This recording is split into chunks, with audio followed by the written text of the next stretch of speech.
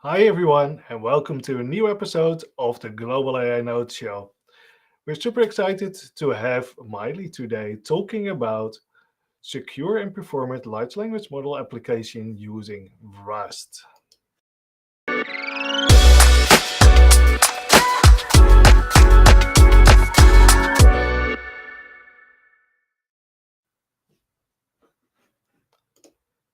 Hello Miley, welcome to the Global AI Notes Show's Global AI Notes. How are you today?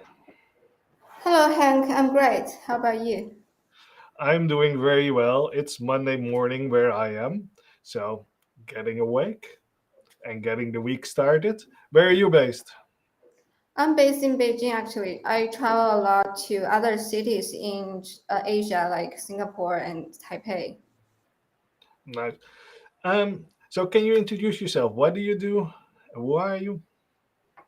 I am a DevRel advocate. For this open source project called WasmEdge, and I've been working on this project since it was born, so about 4 or 5 years. And I give talks at different tech conferences, and also I wrote different blog contents around open source tech, cloud native tech, or more specifically WebAssembly or Rust. Cool. And what are you going to talk to us about today? So today I'm going to talk about how to build a secure and performant large language model application with Rust. Perfect. Okay, I'm super excited. I don't know anything about Rust, so I will be surprised and learn a lot, hopefully. So you can share your screen and we can get started. Okay, yeah.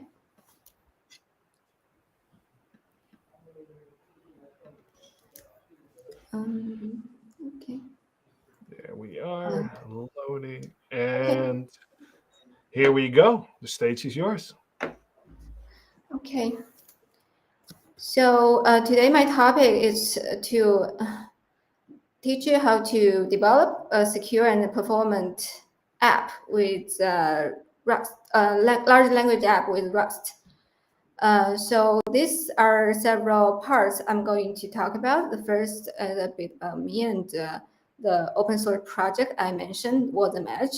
And second is AI-powered apps and the challenges developers face when trying to build an AI app.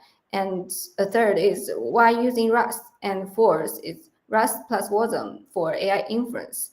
And the fifth is to build a serverless AI app. That is to give you a quick demo to teach you how to build an AI app in several minutes. So I've already talked a little bit about me. So I will just use one slide to talk a little bit more. So this project I'm working on is a WebAssembly runtime. It's like a container. So we use it mostly on the server side instead of the browser. And this runtime has been donated to Cloud Native Computing Foundation, which is under the Linux Foundation. So Cloud Native Computing Foundation is mostly around the technology of Kubernetes. So we are a part of the Kubernetes ecosystem, and we host a lot of developer events as well. So these two pictures are actually also Rust meetup. One is in Taipei and another is in Singapore. So they are all very well received. And the right side is that I'm going to give a talk around microservices and WebAssembly at the Open Source Summit in Japan in early March this year. Oh, sorry, early December this year. So yeah, that's enough about me and the WasmEdge project. So let's enter the topic of building AI apps. So we are seeing that there are because with the emergence of generative AI, we are seeing a lot of demand, and the revenues for different generative AI apps has been skyrocketing. You can see from the graph that the revenue has been growing at a very high speed.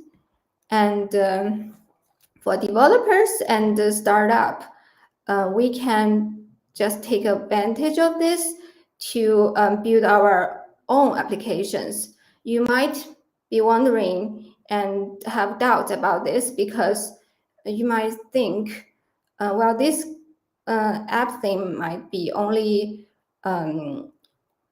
privilege for companies like big giants or like Facebook, Google, or OpenAI, but actually the picture on the left side is the chief scientist of OpenAI, Andre. He said this several months ago that he thinks startup and individual developers have a lot of opportunity in this. You can still be at a very at the forefront, and if you develop your own AI app, you still can have a good advantage because when people are talking about AI apps or AI agents, even people in the OpenAI would not have enough vertical expertise or vertical experience to build it. So we do have a lot of opportunities here.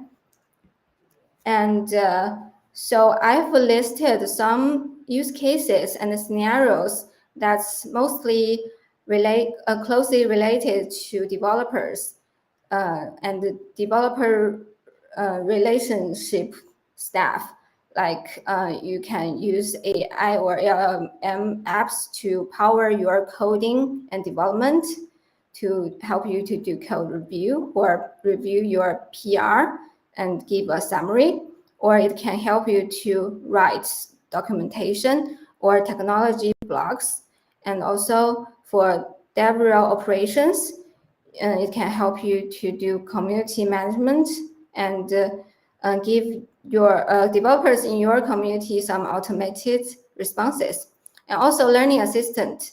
For this learning assistant, if you are interested to start learning a new language like Rust, you can also have an AI assistant and AI app to help you to do it. And it's not a very hard app to build.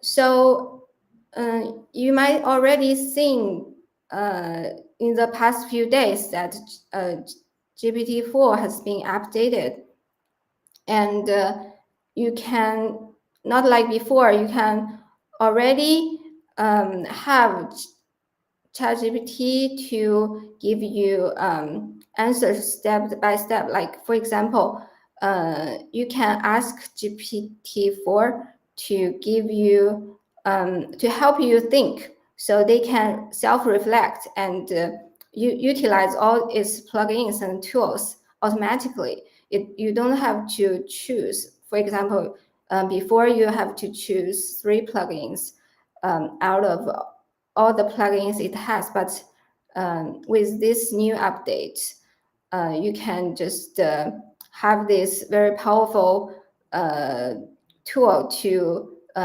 have it do it automatically. And that's really similar to the concept of AI agent or AI assistant that can do self-reflecting and to come up with new tasks for themselves. You only have to give them one prompt. Maybe you can make it more detailed, and it can itself to come up with one task after another. So it's like this. It's the user might provide an objective, and AI agent would complete the task and itself would send the task result to the LLM and would itself would come up with new tasks and complete it by itself. So, but the challenge the current LLM apps and plugins can be a lot.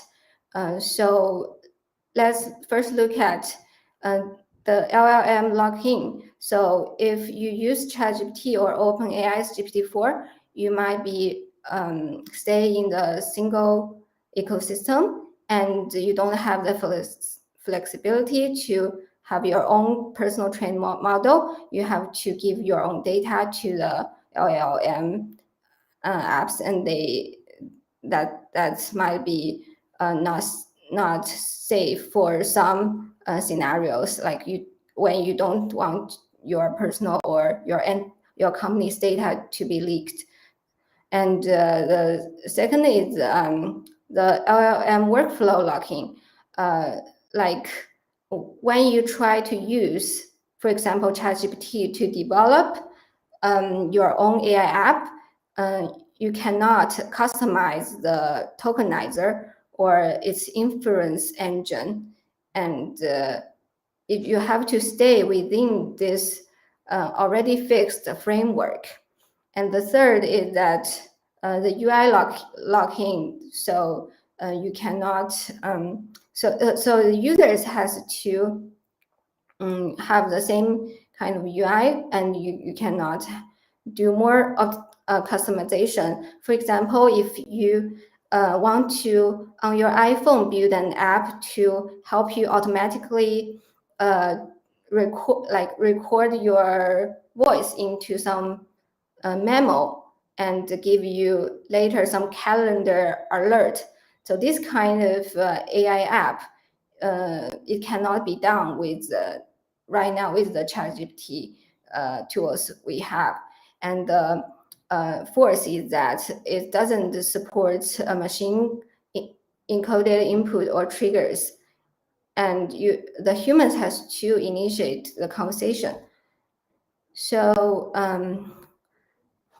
so many people would, due to those limitations, use some open source framework like LangChain, and we are seeing that like LangChain in the this April and this May has been valuated as a $200 million just because it's so popular and so many people use it to develop their app, their AI app. But with LangChain, it also has a lot of limitations, like even for some basic applications, developers has to be their own infrastructure. So it's not serverless. And it must write some authentication or connectors to external services like database. So this overhead might slow down the development and makes the entire development process more costly. And also it's mostly Python-based solutions. So with LangChain, it's mostly Python. And that's why we are seeing on Hacker News this post. A lot of people have been talking about how frustrated they have been with LangChain or other open tools like that. So also with Python, there are more disadvantages. And you can see Python has been a dominant programming language for the AI engineers and developing AI apps. However, as Christopher Ladner said, so Christopher Ladner is the inventor of LLVM and Clang, and also Swift, the Swift programming language. So he said Python is so slow, and he has came up with a language called Mojo that's 35,000 times faster than Python. And also on the right side, you can see when someone said AGI will be, AGI means artificial general intelligence. So AGI will be built with Python, but Elon Musk said it should be built with Rust. So I think this saying can be justified. And also at this page, you can see this. This is a paper published in a magazine called 3EEE, and you can see at the top top three rows. Python is really slow compared with other languages, like Java is 10 times faster and C is 50 times faster. And also, Greg Brockman is the president of OpenAI. He said that right now, the modern machine learning engineering is having Python as its bottleneck. So Python is being limiting the possibilities. And then also, Chris Alban said, Chris Alban is the founder of Wikipedia. So he said the right way to install Python on a new M2 MacBook has been baffling him. So we shouldn't be wasting our time on this very trivial and time-consuming stuff. So that's why. Also, this you can see at this right side, the Python or PyTorch size can be really large, like several gigabytes. So it has been a really, really expensive wrapper for C. And also, because the underlying code are written in C usually for AI apps, and the developers usually have to spend a lot of energy and time to both be really familiar with C and Python. So that's why we choose. We think we should choose Rust plus Wasm. So actually, Rust is really high efficient and it has a much better performance. So it can be a really good alternative to Python. So it can be very well compiled to WebAssembly, and so WebAssembly is already a W3C standard and with a good and mature tool chain and sandbox in WebAssembly, it can be good for you to have third-party code to run in your app, and so it doesn't crash each other because they are all really securely sandboxed. And also the startup time is really fast. It can be sub-millisecond and can massively reduce the overhead. And also, Rust is very perfect to do AI inference.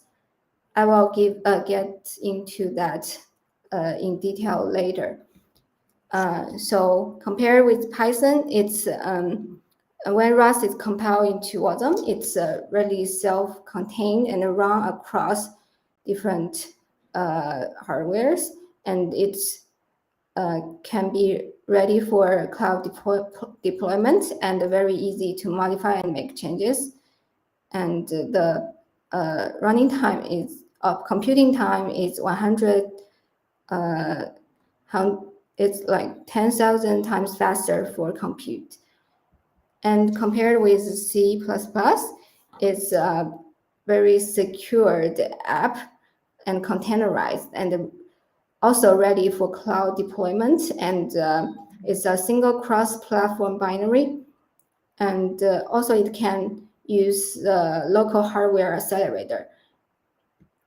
So you can see at the top right, the Rust plus Wasm combination and compare with Python plus C plus other containers like Docker or like other VMs, it's their speed difference and size difference can be really huge. So maybe 100,000 times difference. And like the startup time can be milliseconds instead of seconds. And it also can run in the browser. So this across different operation systems and hardware has already been mentioned. And also it's a really secure sandbox for an AI plugins, and also it can be serverless.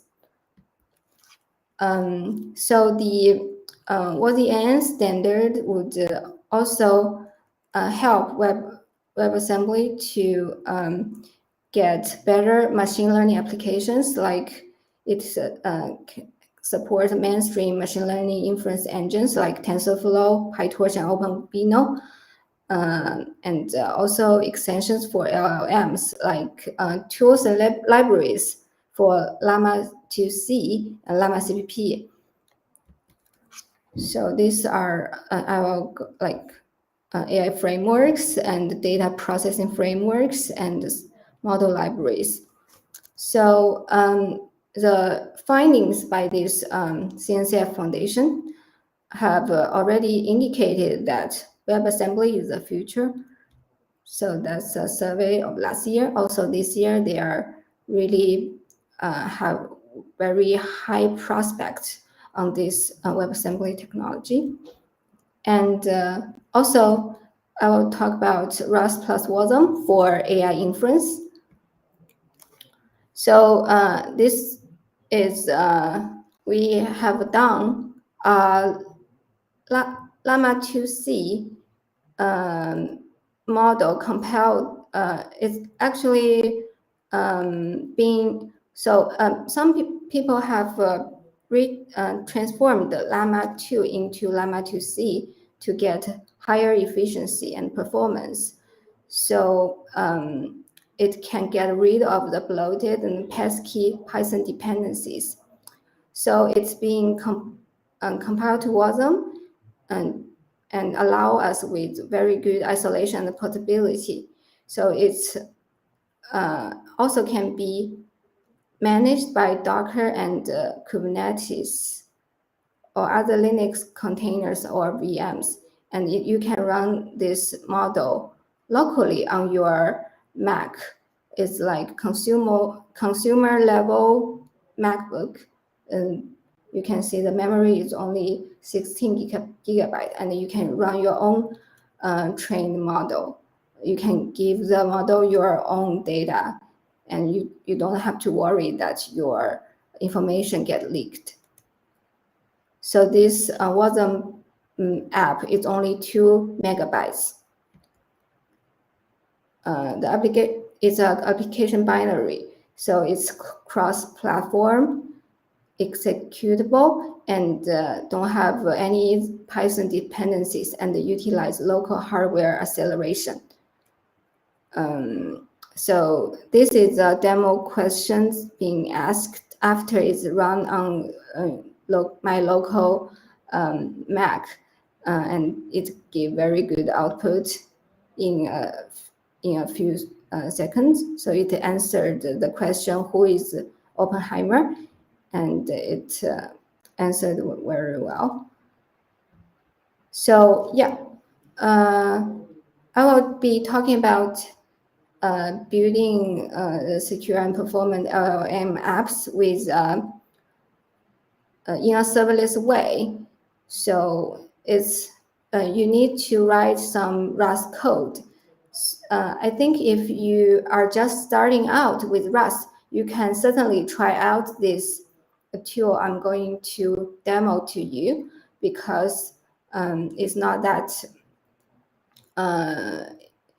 it really newcomer friendly, and you also can refer to some templates. So you don't have to have your own servers and databases. You only have to write a Rust function to describe your business logic or your any logic or anything that you want to realize, and then it can be deployed serverlessly in several minutes. So there might be a bit of learning of Rust, but I'm sure you can grasp it in a very short time. So this is the tool I'm going to use to teach you how to build a high-performant Rust AI app. It's a serverless automation workflow platform. It's called the Flowstar Network. And this entire platform is built with Rust and WebAssembly. So the platform itself is written in Rust. And you can just upload a Rust function, and the platform would compile the Rust into Wasm and run it in the WebAssembly runtime. And then the platform already have integrated a lot of LLMs like GPT-4 or other large language models, maybe Llama 2 and others. And also it integrated many SaaS APIs. And like SaaS APIs can be Telegram, GitHub, email, Discord, or Notion, and other things. And also vector databases such as Qdrum. So there are a few examples I can show you first. So you can use it to build a code review bot.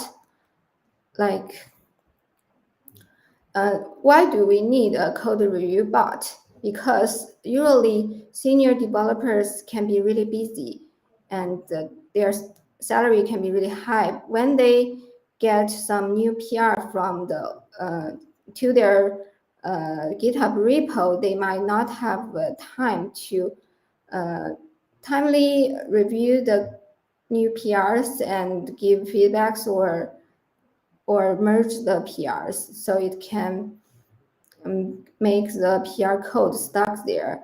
And the review time usually takes the longest. It takes like days instead of hours, and it might make the external contributor who make PR to your repo get frustrated. So that's why we might need a automated AI assistant to help you to review the code. Here I've deployed a code review bot to my repo, and it helped me find a place that I forgot to replace.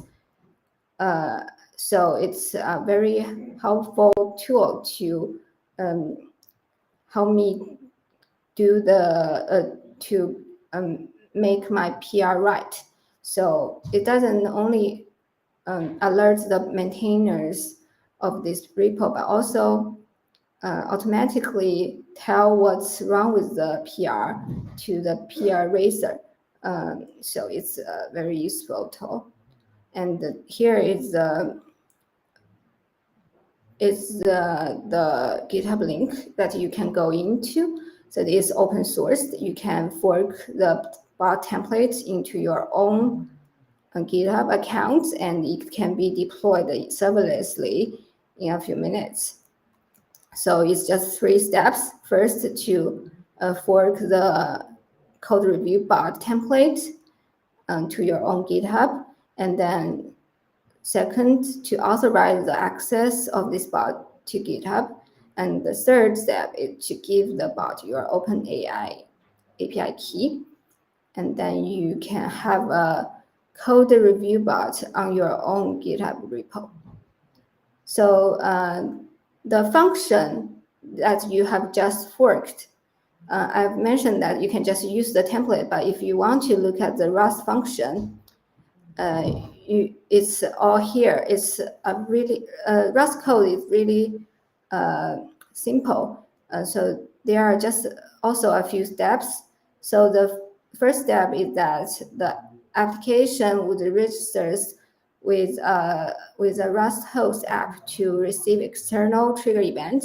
And when the event is received, the host will call, run, and then listen, and then retrieve the event data. And the second step is the handler function would use GitHub Rust SDK to retrieve the patches associated with the commit in the PR. And the PR is passed to a function via the payload. And the third step is that each patch is sent to ChatGPT for summarization.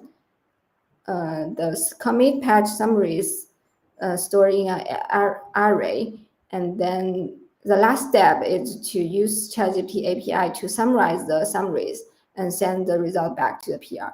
And so you will have a comment to alert you whether there are anything wrong with this PR. So I will show you a demo to build a bot of your own. So I mentioned that it can not only be bots on GitHub, it can also be on your Telegram or on your Discord or Slack.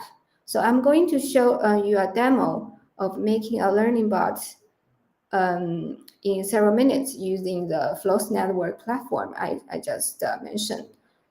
So yeah.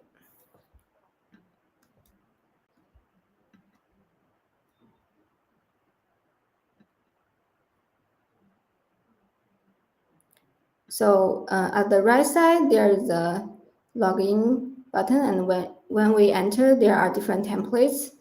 So we choose the Discord templates, choose the organization and the repository. So this is to choose a template, but if you want to upload your own Rust function, you can also do it. But this is using already existing templates. So we have entered this template. We can see that it's the Discord token parameter and the bot ID and everything else. All of this can be found in your Discord developer portal. So you enter it, enter the parameters, and to find your relevant values by entering into your Discord developer portal. You can find it here. So at the bot tab, to open this.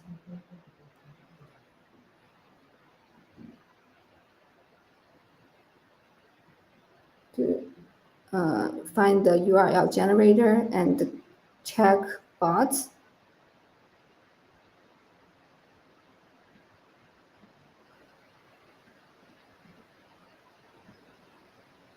So right now the bot is offline.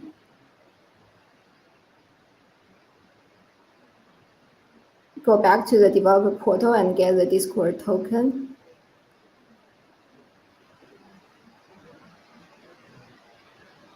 And copy this token key. And then paste this token key to this value box. And then we find the bot ID. The bot ID is in the general information. And you copy it and paste it in this value box. And then we enter the collection name. The collection name is also you can find it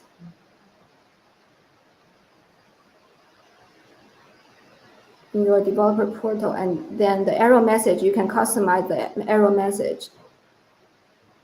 And then the system prompt. The system prompt is you are an expert in this Rust programming language. You can also customize it and then click on build.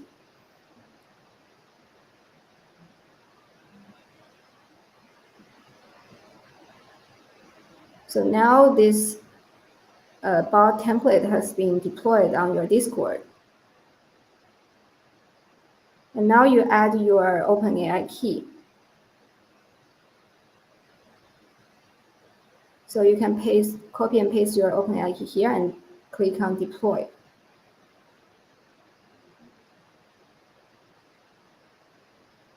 And when the status are turning green from building to ready, you can have a Discord bot running on your Discord. So the prompt we just now has been set to, you are a Rust master, you should teach me Rust. So with this bot, you can learn how to code Rust with this learning bot. So now you can see the bot is online.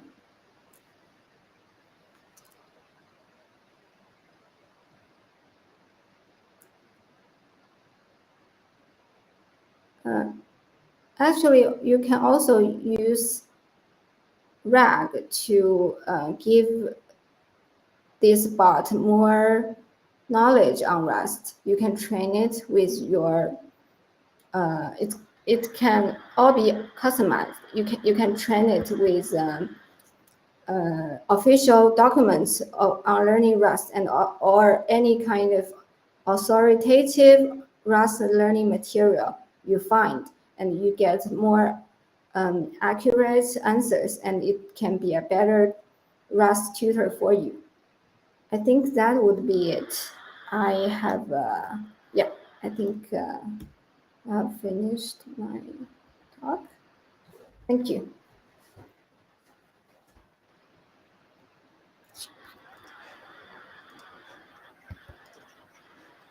Hey Miley, thank you for that. That was very interesting. Um, let me take a look. We didn't have that much questions during the during the show, so I think I just want to thank you for joining and delivering this presentation. This has been something completely different than at least I'm used to look at and how I build applications. So thank you for that. Um, so yeah, let's close the show. Okay. Thanks everyone for watching and Thank see you you next for week. having me.